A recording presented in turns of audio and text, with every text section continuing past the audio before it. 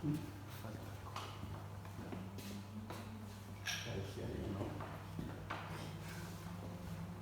va a subir sin la Biblia?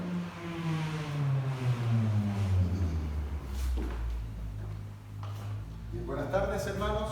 Saludos al amor del Señor. Quiero dar gracias al Señor porque pudimos tener un viaje tranquilo, gracias al Señor. Bueno, le había comentado que efectivamente íbamos a viajar a Santiago. Gracias al Señor todo salió bien. Enviaron muchos saludos desde allá. De la iglesia bautista La Florida, ¿cierto? Que ahora está más inmensa porque, si alguno de ustedes lo saben, la iglesia de Getsemaní, donde estaba el pastor Javier Flores, se unió a la iglesia de La Florida, así que serán como 70, 80 personas. Así que todos ellos enviaron saludos para acá, pastor también, por supuesto, a todos. Así que estemos orando por ellos porque el Señor les guarde, les acompañe. No podemos ser ingenuos de que, efectivamente, hermanos, cuando estamos trabajando por el Señor siempre vienen dificultades. Como que uno no las da por sentado, pero en realidad usted empieza a acercarse más al Señor, empieza a buscar con más fervor al Señor y leer y ver, y va a ver que hay hartas cosas que van a tratar de llevarlo como a alejarse un poco. Y eso es parte también de lo difícil que puede ser vivir la vida cristiana, pero la gracia del Señor siempre nos acompaña. Así que, hermanos, esta tarde, en el mensaje que vamos a tratar en esta jornada, me gustaría, por favor, que me acompañara a Salmos capítulo 50. Entonces vamos a estar ahí en esta tarde, en Salmos capítulo 50, muy cerquita, ¿no? De un salmo muy conocido, que es el Salmo 51. Pero hoy no vamos a estar en el Salmo 51, sino que vamos a estar ahí en el Salmo 50. Y vamos a leer entonces del versículo 1, vamos a leer hasta el versículo 15 en esta tarde, hermanos. ¿Ya? Salmos capítulo 50, verso del 1 al verso 15.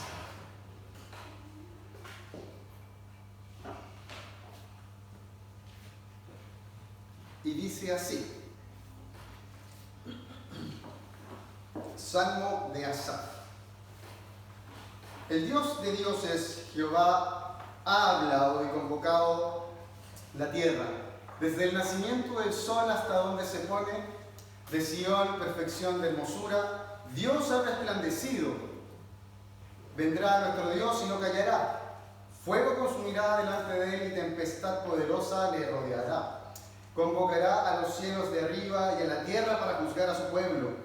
Juntadme mis santos, los que hicieron conmigo pacto con sacrificio, y los cielos declararán su justicia, porque Dios es el juez. Sela. Oye, pueblo mío, y hablaré. Escucha, Israel, y testificaré contra ti. Yo soy Dios, el Dios tuyo. No te reprenderé por tus sacrificios, ni por tus holocaustos que están continuamente delante de mí. No tomaré en tu casa becerros, ni machos cabríos de tus apriscos, porque mía es toda la bestia del bosque, y los millares de animales en los collados. Conozco a todas las aves de los montes, y todo lo que se mueve en los campos me pertenece. Si yo tuviese hambre, no te lo diría a ti, porque mío es el mundo y su plenitud. ¿He de comer yo carne de toros o de beber sangre de machos cabríos? Sacrifica a Dios alabanza y paga tus votos al Altísimo. E invócame en el día de la angustia. Te libraré y tú me honrarás. Hasta ahí. Vamos a ver. Señor, agradecemos por poder acceder libremente a tu palabra. Queremos rogarte, Señor, que tú nos ilumines en esta tarde, en esta jornada, para disponer nuestro corazón, nuestra voluntad. Señor, en aprender, en reconocer nuestros pecados, Señor, en arrepentirnos, en abrir nuestro corazón a lo que tú nos tienes que decir. Oramos, Señor, también por las personas que no se encuentran acá, hermanos, familiares que podrían estar pero no están. Señor, tú puedas proponer en su corazón que ellos estén junto a nosotros. Y, Señor, tú te puedas glorificar en esta enseñanza y puedas, como oraba anteriormente, hablar a nuestro corazón. Oramos a ti en el nombre de Cristo Jesús. Amén. Amén. Y bien, hermano, yo creo que para la mayoría de nosotros no es lejano a la realidad de los salmos. Yo creo que algunos que estábamos desde chiquititos leyendo de los salmos o viendo los salmos, casi siempre se relacionaba a un gran personaje que los escribió, que no los escribió todos por supuesto, pero ¿quién es? Ese personaje que aparece en películas, esa canción que en algún momento se tira una onda y sale una piedra, ¿cierto? Y tiene todo ese cuento, que es el rey David. Pero efectivamente acá nosotros no tenemos al rey David escribiendo, tenemos otro escritor. Y algo que se ilustra dentro de los salmos, hermanos, que claro, efectivamente tenemos un escritor mayoritario que es el rey David, pero también hay un salmo de Moisés por ahí dando vuelta, y otros también que escribieron fueron Asaf.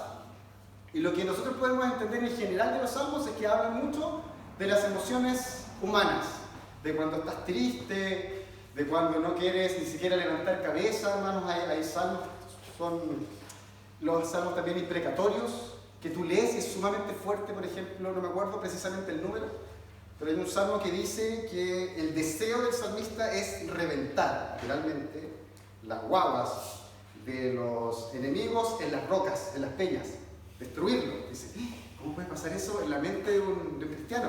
Pero ¿no le ha pasado de repente que tiene tanta rabia por algo que mal se está haciendo en la sociedad y usted tiene esa rabia visceral de Señor, haz algo? Y eso es muy normal, eso es natural. Yo creo que a pesar de que tengamos eso, quizás, podríamos decir, no es tan como amoroso, pero son cosas que nos pasan, ¿no? De repente tenemos rabia. Y una de las invitaciones, y a propósito nosotros cantábamos un himno, dice, dile todo en oración a Dios. Y nosotros debiésemos ir al Señor con nuestro corazón tal cual esté y hablar y abrir nuestro corazón con todas las emociones que nosotros podemos tener. Pero este salmo en particular es algo distinto, porque no es precisamente las palabras de una persona que le está hablando a Dios, sino lo que se refleja es como Dios está hablando por las palabras del salmista, de Asaf.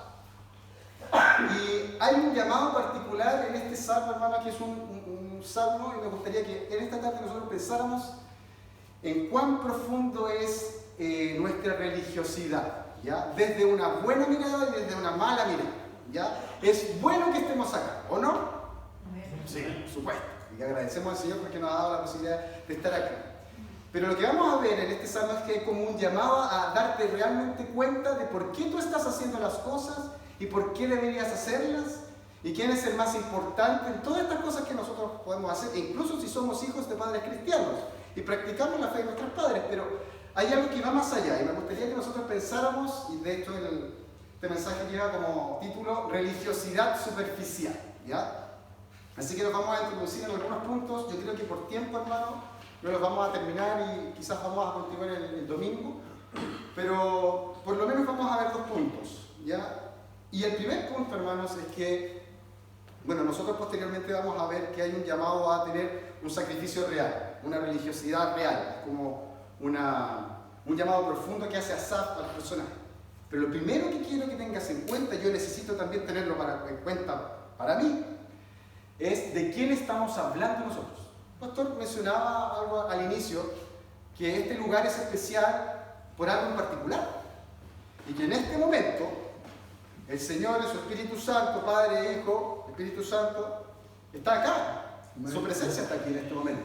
Y yo creo que uno de los grandes problemas es que nosotros no logramos dimensionar la grandeza de Dios, porque se nos hace costumbre. Y quiero que leamos acá, hermanos, el Salmo, y dice, mira cómo parte. Salmo 50, versículo 1. Este es el primer punto. Debemos conocer a Dios y ver quién es realmente Dios. Y en este caso se va a hablar de un Dios de juicio. ¿Sí? Salmo 51. ¿Cómo parte?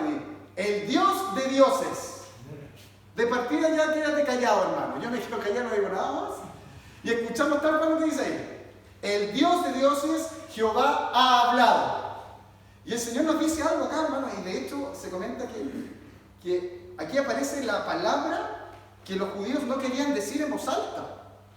Y de hecho yo no quiero hacerlo ni por religiosidad ni nada, pero me quedó marcado cuando vimos en algún momento los nombres de Dios, y el nombre que aparece acá es el que ellos no querían decir.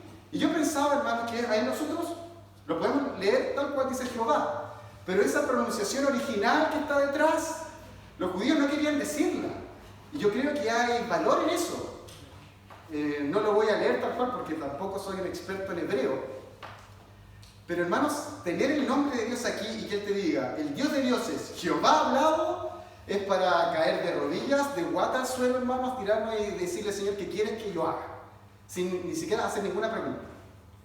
Y Dios se está presentando y dice, ha hablado y convocado a la tierra desde el nacimiento del sol hasta donde se pone. Mira las hermosas palabras, de Sión, perfección de hermosura, Dios ha resplandecido. ¿Se acuerdan ustedes de Moisés cuando estuvo cerca? Cerca, hermano, ni siquiera así como lo vamos a tener en el cielo. Tuvieron que ponerle un velo a ese hombre, de tan resplandeciente que tenía su cara. Y aquí dice, Dios ha resplandecido, dice, vendrá nuestro Dios y no callará. Y aquí suenan palabras familiares que nosotros hemos escuchado mucho. Y estoy en el versículo 3, hermano, dice, vendrá nuestro Dios y no callará, fuego consumirá delante de Él. ¿Se acuerdan ustedes de Isaías? Cuando tuvo esta visión y tuvo que venir un ángel con un carbón encendido para tocar sus labios porque él dijo, hombre muerto soy. O sea, estoy en mi pecado. Y vio al anciano de días. Oh, hermano, cuando veamos al Señor cara a cara, hay una canción tan linda que dice, cara a cara, y hay otra también que dice que llegando al cielo, lo único que va a pedir es solamente mirar el rostro del Señor. Pero hermanos, acá dice, vendrá nuestro Dios y no callará, fuego consumirá delante de Él. Y ya empezamos a ver una descripción que quizás no nos gusta tanto, pero es la descripción de Dios, dice. Y tempestad poderosa, le rodeará. Convocará a los cielos de arriba y a la tierra para juzgar a su pueblo. Juntadme mis santos, los que hicieron conmigo pacto con sacrificio, y los cielos declararán su justicia. Y ahí aparece la parte final del versículo 6 que dice, porque Dios es el juez. Yo quiero hacer una pregunta. ¿Quién es Dios para nosotros? ¿Cómo lo observamos? Y sabe que una de las primeras herejías que se encontró en el primer siglo, en los primeros 100 años, hermano, al tiro la herejía. ¿Ya uno cree que la herejía es nueva? No. De hecho, ya estaban con el apóstol Pablo metiéndose ahí, estamos hablando de 60 años después de que el Señor haya ascendido, de su crucifixión. Pero una de las primeras herejías que salió fue que hubo personas que observaron que el Dios del Antiguo Testamento era distinto al Dios del Nuevo Testamento. Que si tú veías en el Nuevo Testamento veías amor y en el Antiguo Testamento veías solo juicio. Y por lo tanto Dios el Padre no podría ser el mismo Dios del Nuevo Testamento y por lo tanto ese Dios es un Dios cruel que nos revela el verdadero Dios que es un Dios de amor. Y yo siento que de alguna manera eso se parece un poco a un espíritu que está detrás también de que no puede haber nada que nos ofenda porque si no, no es amor. Hermanos, el amor real de Dios sí nos va a querer ofender. ¿Sabes por qué? Porque Dios quiere que nos demos cuenta que hay cosas malas, que tengamos que cambiar.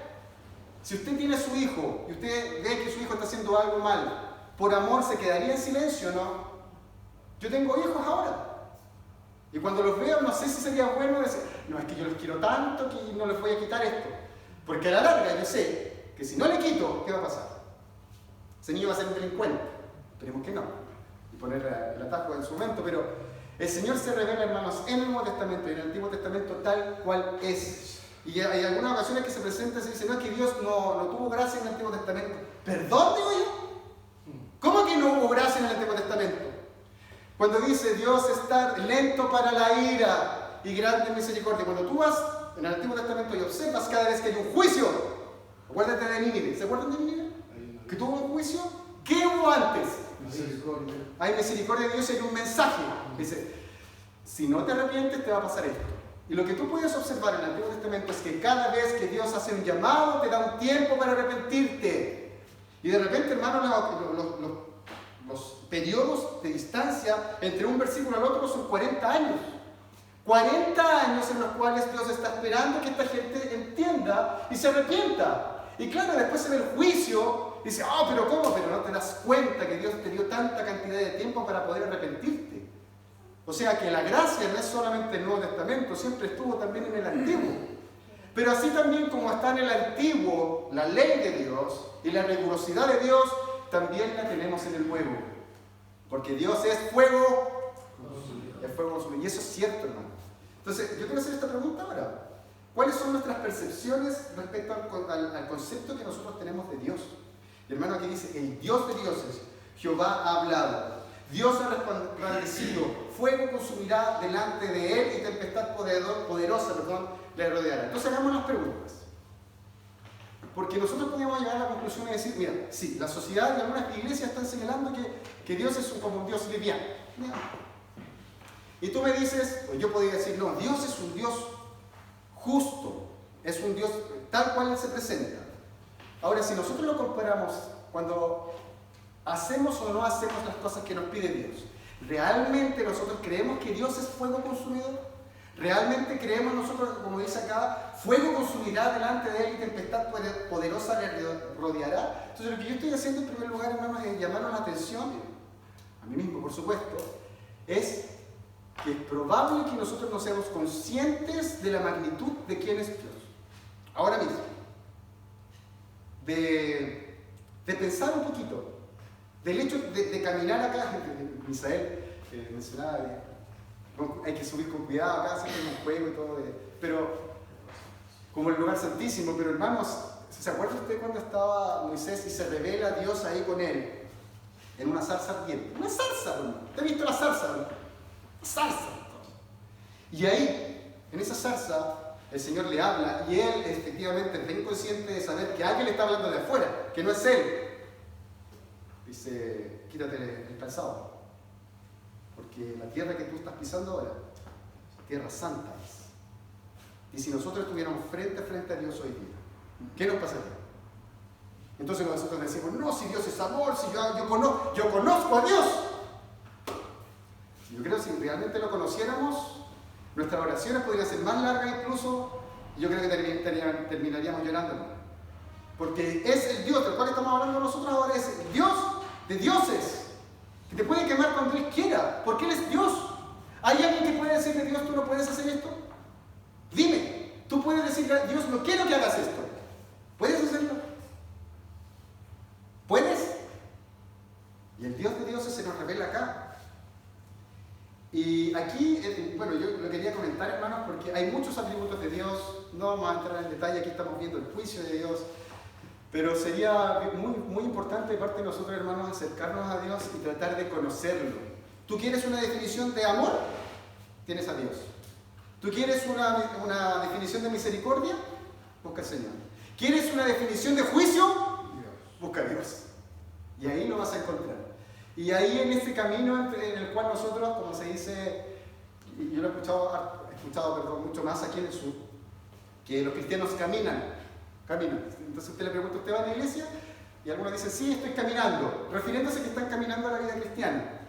Y en ocasiones se da la impresión de que nosotros como que podemos decir sí y no a Dios. Sí, estoy caminando, sí, de repente pecamos. Hermano, quiero hacer una pregunta. ¿Tú puedes pecar? Sin ningún temor, no lo voy a retar ni nada. ¿Puedes pecar o no?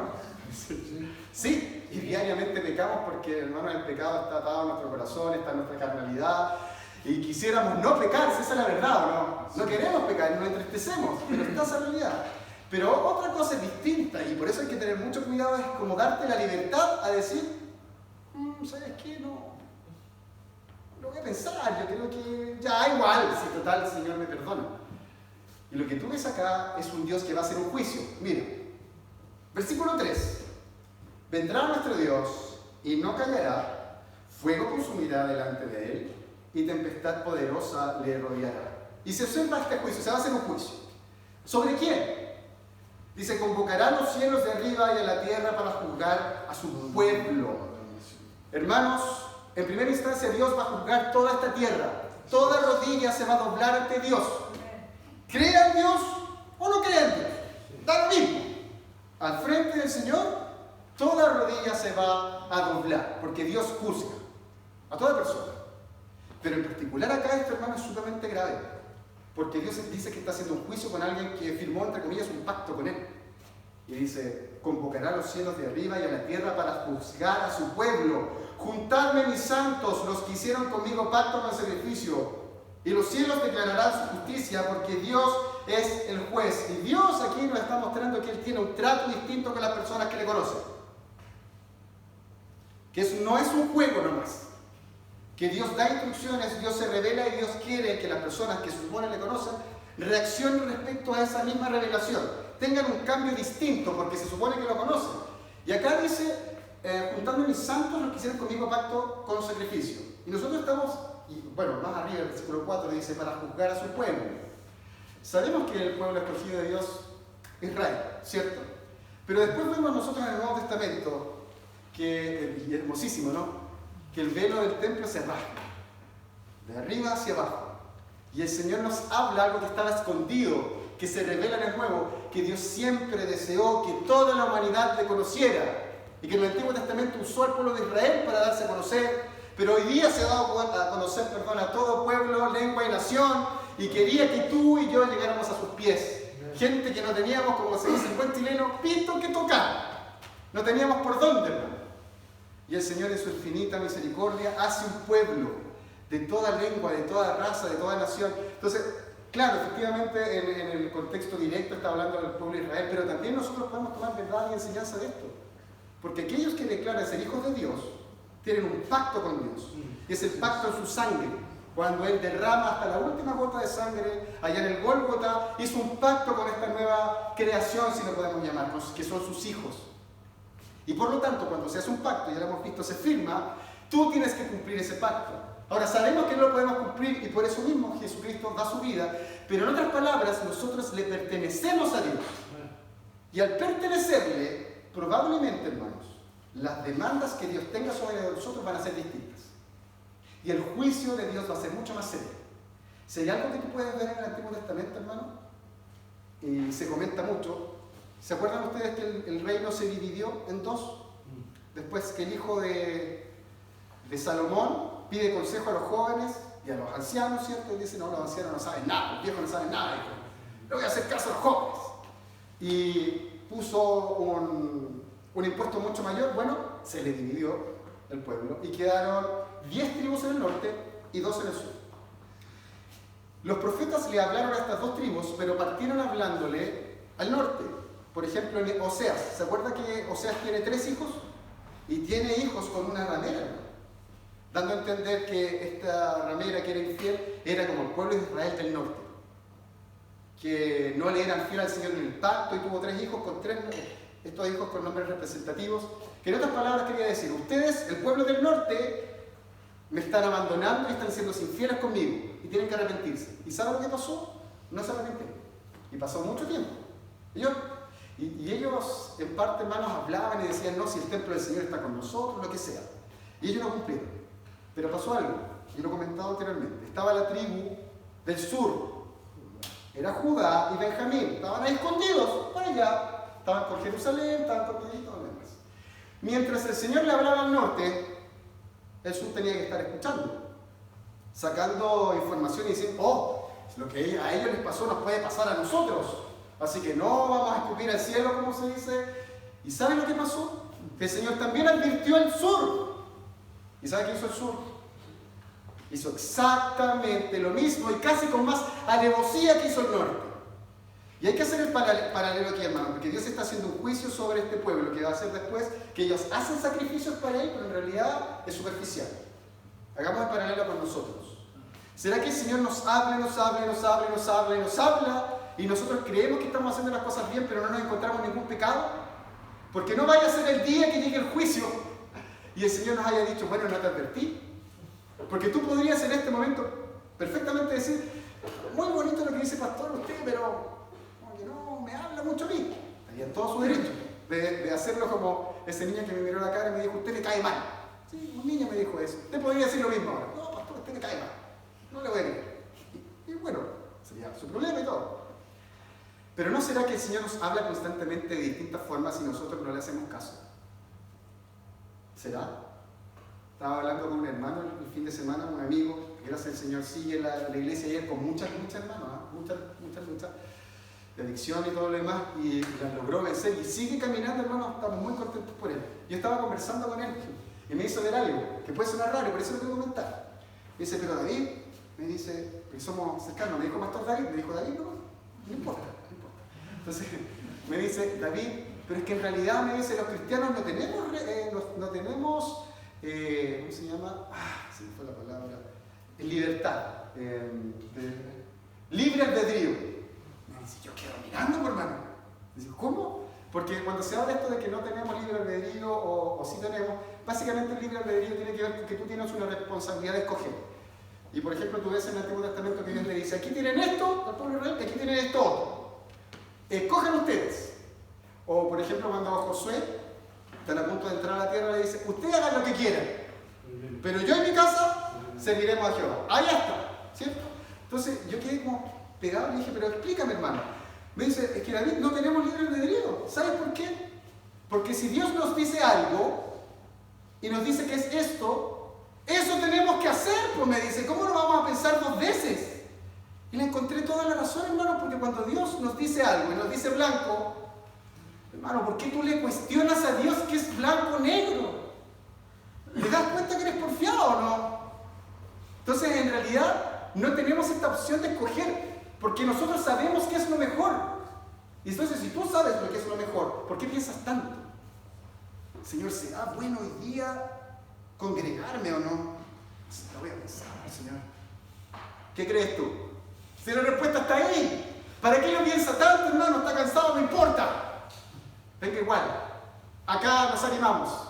Porque hay miércoles que llegamos cansados, ¿no? Sí, hermano, el que me diga que no.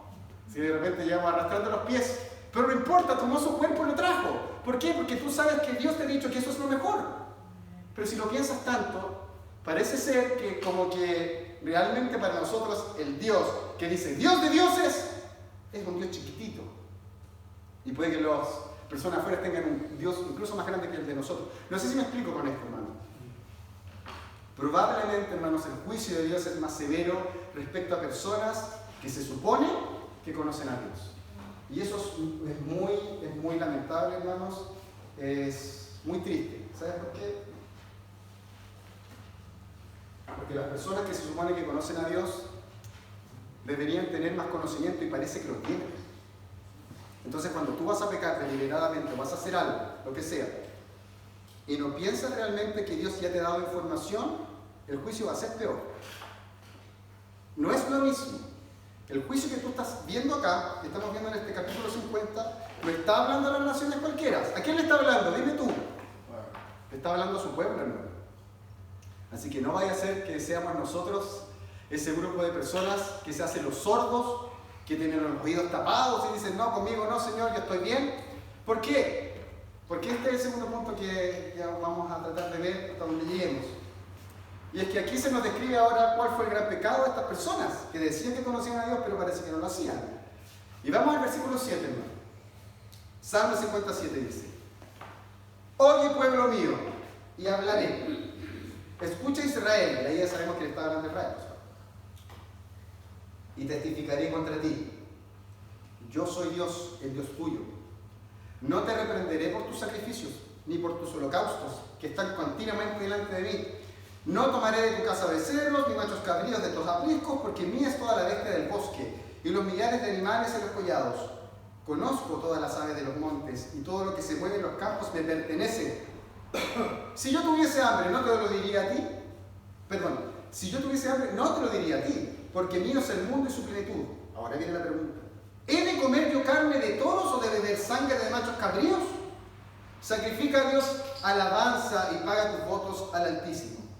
Hermanos, hay muchas religiones ritualistas.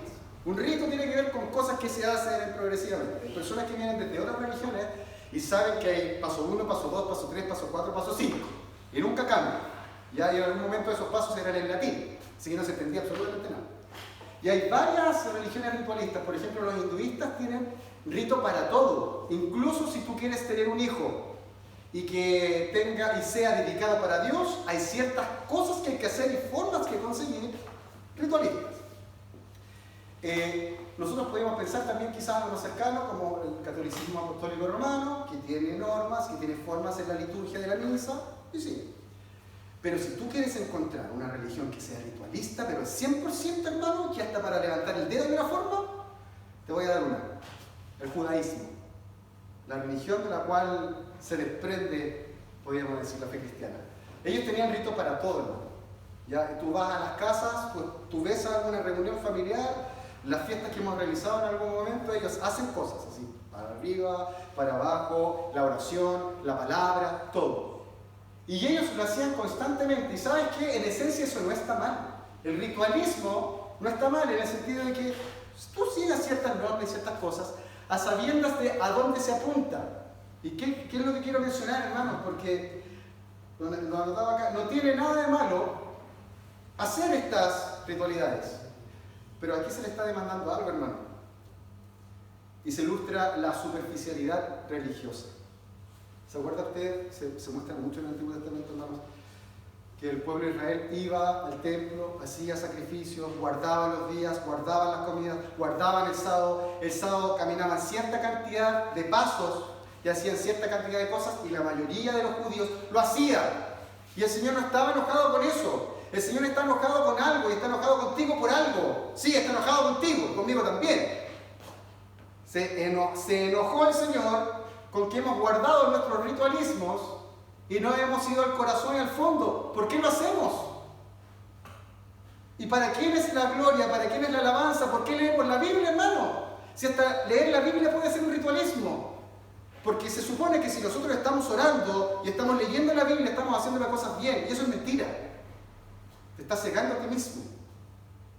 El ritualismo lo que nos hace es como que nos oculta la realidad. ¿Por qué? Voy a tomar a los jóvenes, por ejemplo. La mayoría de los jóvenes van a la iglesia por sus papás. Sí, no me mienten. Y probablemente cuando sean mayores de edad y ya no estén en la casa del papá, podrían decir, no, papá, sabes que ya ahora voy a ver mi fe y todo. Pero mientras sean menores van a estar en la casa del papá. Y podrían pensar y decir, ¿sabes qué? Sí, bueno, voy a la iglesia, porque mi papá dice, pero voy, y creo en Dios, y creo en Jesús, en el Espíritu Santo, y creo que Jesús murió por mí. Pero eso es externo. Pasar adelante, orar, dejar tu ofrenda, abrazarnos, comer el desayuno en el fondo. Todas esas cosas pueden ser un ritualismo seco y muerto. Porque si nosotros, como decía el pastor Misael al inicio, no estamos acá en función de Dios, no sirve de nada. No sirve absolutamente de nada. Dice, no te reprenderé por tus sacrificios ni por tus holocaustos que están continuamente delante de mí. Pero dice el Señor, conozco todas las aves de los montes y todo lo que se mueve en los campos me pertenece. Si yo tuviese hambre no te lo diría, porque mío es el mundo y su plenitud. Y ahí dice la pregunta, ¿he de comer yo carne de toros o de beber sangre de machos cabríos? ¿Tú crees que Dios se alimenta con que tú estés leyendo la Biblia? Y lo más chistoso de todo es que nosotros sabemos que tenemos algo oculto. No me mientas. Y después calmas tu conciencia, como, ay, pero ahora voy a leer la Biblia un ratito. Ya, bueno, ahora voy a orar. Esos son ritualismos. Son sacrificios que haces para calmar tu conciencia de un pecado que tienes escondido. Sí, tú sabes cuál es. Yo sé cuál es, pero no lo quiero soltar. Y entonces, tú miras el ritualismo judío y dices, no, ellos son ritualistas. Sí, ellos hacen tantas cosas. Les falta persinarse, ¿no? Sí, y tú también. Haces lo mismo. Entras acá, te sientas, escuchas el sermón, cantas, vuelves a tu casa, lees la Biblia, vuelves, oras, te cambias de ropa porque el domingo es distinto, después pasas al fondo, comes, se hablan algunas palabritas atrás, vuelves acá, cantamos, nos vamos para la casa y así sucesivamente, semana tras semana tras semana, y el Señor empieza a mirar y dice, ¿de qué me sirven estos sacrificios si tú no me amas? ¿De qué me sirven estos sacrificios si tú no me buscas? Y hay un versículo que dice en 1 Samuel 15, 22, y Samuel dijo, ¿se complace Jehová tanto en los holocaustos y víctimas como en que se obedezca a las palabras de Jehová? Ciertamente el obedecer es mejor que los sacrificios y el prestar atención que la grosura de los carneros. ¿Qué le importa al Señor hoy día aquí a nosotros? No estoy diciendo que dejes de leer tu Biblia ni orar, por favor, ¿ya? Estoy diciendo que si lo vas a hacer, que si te estás sentando ahora y estás escuchando, sea con el propósito de conocer a Dios, sea con el propósito de amar a Dios. Pero tú tienes que ser sumamente sincero, hermano. Ya voy terminando. Ahora nos despertamos. Debemos ser profundamente sinceros en decir, sí, Señor, probablemente todas estas estructuras y cosas que yo he hecho, como orar, como bendecir los alimentos, todas estas cosas son buenas. Pero ¿qué es lo que está abajo?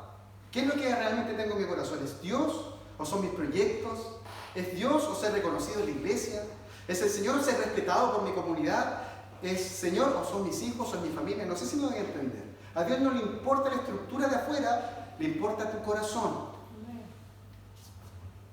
Debemos ser honestos, hermanos, Y con esto termino con este versículo, Miqueas 6:6. Y este es el llamado, ¿no?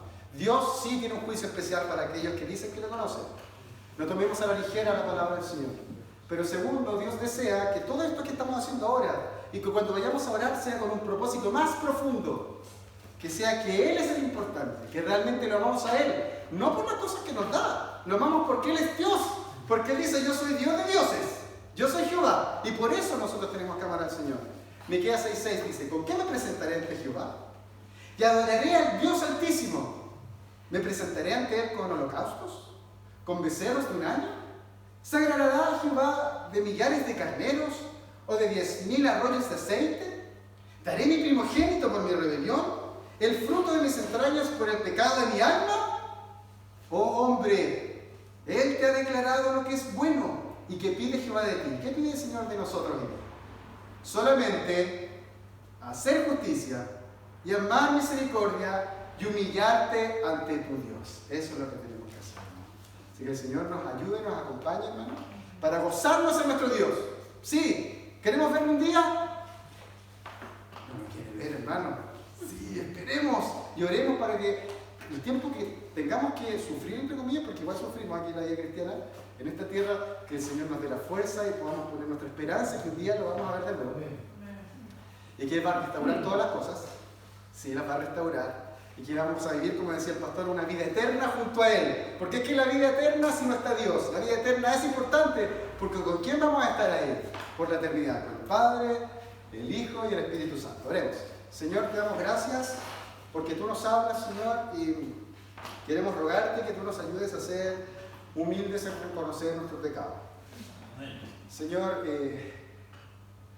nos das a entender que tú te cansas de estas cosas que hacemos, Señor, si no las hacemos realmente con un corazón que te busca a ti más que las cosas ceremoniales, Señor. Y sabemos que tú no nos estás diciendo que dejemos de leer o dejemos de orar, nos estás empujando, Señor, a que lo hagamos con un corazón que piensa en ti, en tu importancia, en tu sacrificio, en tu amor, en el sacrificio de nuestro Señor Jesús. Ayúdanos a seguir pensando en esto, Padre. Lo agradecemos en el nombre de Cristo Jesús. Amén. Amén. Bien, hermanos, entonces ahora sí tenemos tiempo para orar, para compartir nuestras necesidades, peticiones, gratitudes. Así que si hay alguien que quisiera comenzar con alguna petición o alguna gratitud, puede levantar su mano y compartirla con la congregación. Misael. Saludos, que no saludo todavía, no, agradecer básicamente por tener la oportunidad de estar acá. Dios, sentimos con la visibilidad que Dios como que movió todas las cosas para que pudiéramos estar acá hoy día. Así que, muchas gracias. Gusto verlos, ¿ah? Me alegra, me alegra. ¿Alguien más que quisiera agradecer al Señor? Orar por el retiro con los varones. Al parecer van al baño, 18 hasta el momento, así que un buen número. Hermana Ana María.